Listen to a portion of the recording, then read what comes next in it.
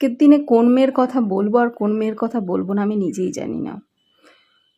আমার দেখা সবথেকে স্ট্রং ওম্যান যদি বলো তাহলে সেটা তো আমার মা, অবশ্যই। কারণ অনেক ছোট বয়সে বিয়ে করে এসে অনেক স্ট্রাগল পোয়ানো, প্লাস কম বয়সে পৃথিবী ছেড়ে চলে গেছেন তিনি। অনেক কারণ আছে, সেগুলো হয়তো আমি বলেও শেষ করতে পারবো না। তারপর যদি দ্বিতীয় নম্বরে কাউকে রাখতে বলো, সেটা হচ্ছে আমার বোন। মাত্র 10 বছর বয়সে মা চলে যাওয়ার পর তার ঘাড়ে যেভাবে সংসার পড়েছিল না, সমস্ত কষ্ট তার ঘাড়ের ওপর দিয়ে অনেকটা গেছে। আমার কাছে সে সত্যি করে একজন স্ট্রং ওম্যান। আমরা অবশ্য সবসময় স্ট্রং ওম্যানের কথাই বলতে ভালোবাসি। তাছাড়াও আজকের দিনে দাঁড়িয়ে মুভি, আমার বান্ধবী, সেও একজন স্ট্রং ওম্যান।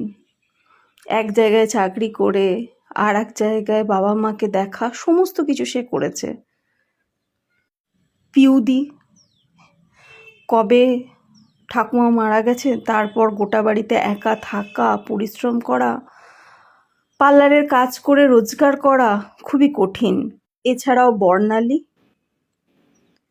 নিজে জামা কাপড় বিক্রি করে নিজের পায়ে দাঁড়ানোর চেষ্টা করা। আমার কাছে সেই সব মহিলারা ভীষণভাবেই স্ট্রং। তবে ভেবো না যে হাউসওয়াইফরা স্ট্রং নয়। নিজের সংসার বাঁচাতে একজন হাউসওয়াইফকে যে কী কী করতে হয় আর কি বলবো।